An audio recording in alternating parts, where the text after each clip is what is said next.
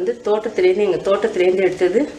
இதை வந்து இந்த கனவு இப்படி ஊனி வச்சு மண்ணை போட்டு இப்படி ஊனி வச்சிங்கனாவே இது தளைஞ்சு வந்துடும். தொட்டியில் கூட நீங்கள் வைக்கலாம். நான் தொட்டியில் வச்சது தான் எனக்கு எடுத்திருக்கேன். இப்போ இது எப்படி சுத்தம் பண்ணுறதுன்னு உங்களுக்கு காமிக்கிறேன். நான் இது வந்து தோட்டத்திலேருந்து எடுத்ததுனால நல்ல பிஞ்சாகவே எடுத்திருக்கேன்.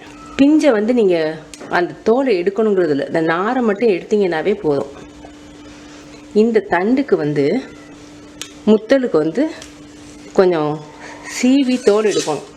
எப்போவுமே நீங்கள் பிரண்டை வந்து கட் பண்ண போகிறீங்க, க்ளீன் பண்ண போகிறீங்கன்னா கையில் ஆயில் தடவிக்கங்க, இல்லாட்டி உங்களுக்கு வந்து கையை அரிக்கும். உள்ளங்கை புறங்கை எல்லாமே அந்த சாறு பட்டாவே உங்களுக்கு அரிக்கும். அதனால் ஆயில் அப்ளை பண்ணிக்கோங்க கையில். இந்த இலையெல்லாம் நீங்கள் சட்னி அரைக்க யூஸ் பண்ணலாம். அந்த பாருங்கள், முத்தலான தண்டில் இந்த மாதிரி தோல் உறிஞ்சிக்கிட்டு வரும்.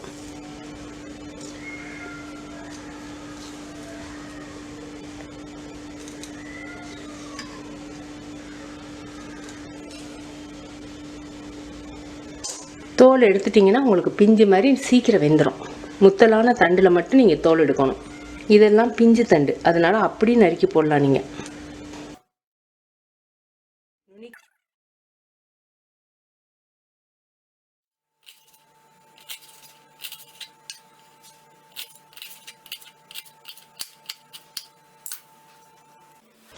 பிரண்டை நறுக்கிட்டோம். ஒரு 1/4 கிலோ அளவுக்கு நறுக்கியிருக்கோம். மஞ்சத்தூள், இது வந்து குழம்பு மிளகாய் தூள் எல்லார் வீட்லேயும் இருக்கும்.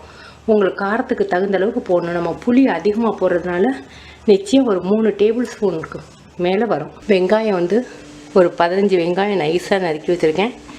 பூண்டு ஒரு 8 பூண்டு நறுக்கி வச்சுருக்கேன். கறிவேப்பிலை, தக்காளி பழம் ஒரு பழம் நறுக்கி வச்சுருக்கேன். இது வந்து வெந்தய பவுடர். வெந்தயத்தை வெறும் கடாயில் வறுத்துட்டு அரைச்சி வச்சுக்கிட்டிங்கன்னா நல்ல வாசமாக இருக்கும்.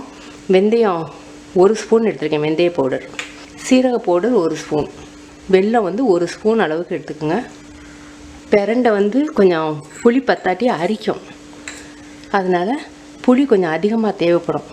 நல்ல ஒரு பெரிய எலுமிச்சம்பழம் அளவுக்கு சேர்த்துருக்கேன். 2 டம்ளர் தண்ணியில் ஊற போட்டு வச்சு அப்புறம் கரைச்சிக்குவோம்.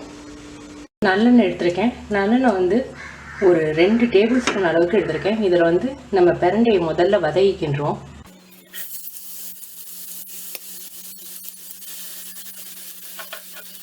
பிரண்டை நல்லா கலர் மாறணும். நல்லா பிரண்டையோட கலர் மாறிட்டு பாருங்க. இப்போ இதை வடிகட்டி எடுத்துருவோம். ஆயிலை வடிகட்டி எடுத்துட்டோம். இப்போ வடிகட்டின ஆயிலையே நம்ம திரும்ப யூஸ் பண்ணுறோம். சீரகம் 1 ஸ்பூன், வெந்தயம் 1/2 ஸ்பூன், பெருங்காயம் கொஞ்சம் 1/4 ஸ்பூன்,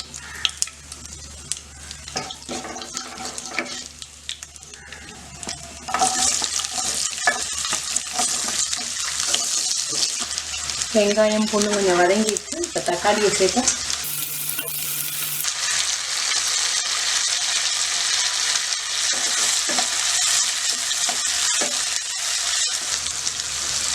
இந்த வெங்காயம் பூண்டு தக்காளிலாம் நல்லா வதங்கிடுச்சு. இதில் 1 கப், அதாவது ஒரு 3 ஸ்பூன் அளவுக்கு நம்ம எடுத்து தனியாக வச்சுக்குவோம்.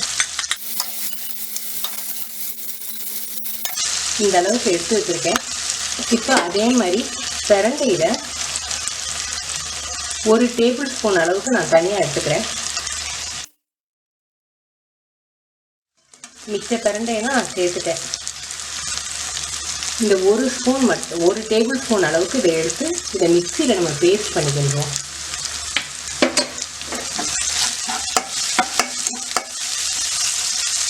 மஞ்சத்தூள் 1/4 ஸ்பூன், வெந்தய பொடி, சீரக பொடி, குழம்பு மிளகாய் தூள் 3 டேபிள் ஸ்பூன் சேர்த்துருக்கேன். என்னுடைய தூள் வந்து ரொம்ப உரைக்காது, காரம் ஓரளவுக்கு மீடியமாக இருக்கும். நீங்கள் உங்கள் காரத்துக்கு தகுந்த அளவு நீங்கள் சேர்த்துக்கோங்க. தேவையான அளவுக்கு உப்பு. புளிக்குழம்புக்கு உப்பு எப்போவுமே கொஞ்சம் அதிகமாக செல்லும். இப்போ புளிக்கரைசல் தண்ணி,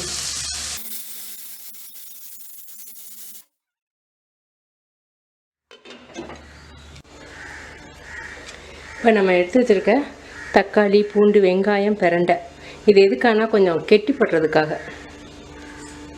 இதையும் இப்போ குழம்புல சேர்த்துருவோம்.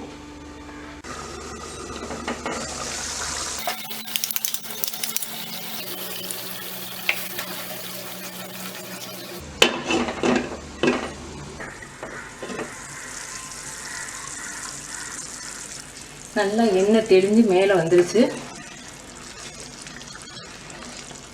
எவ்வளோ நல்லா இருக்குன்னு பாருங்கள். நல்ல வாசமாக நல்ல டேஸ்ட்டாகவும் இருக்குது. இப்போ நம்ம எடுத்து வச்சுருக்க வெல்லம்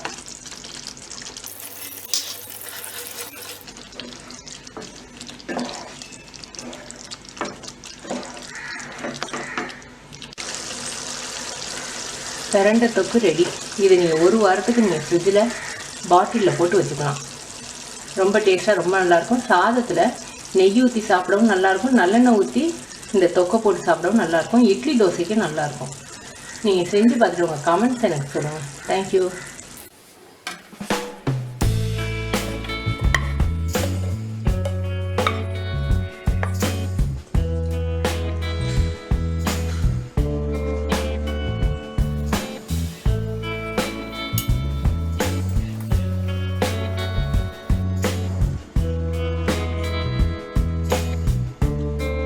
ரொம்ப டேஸ்ட்டாக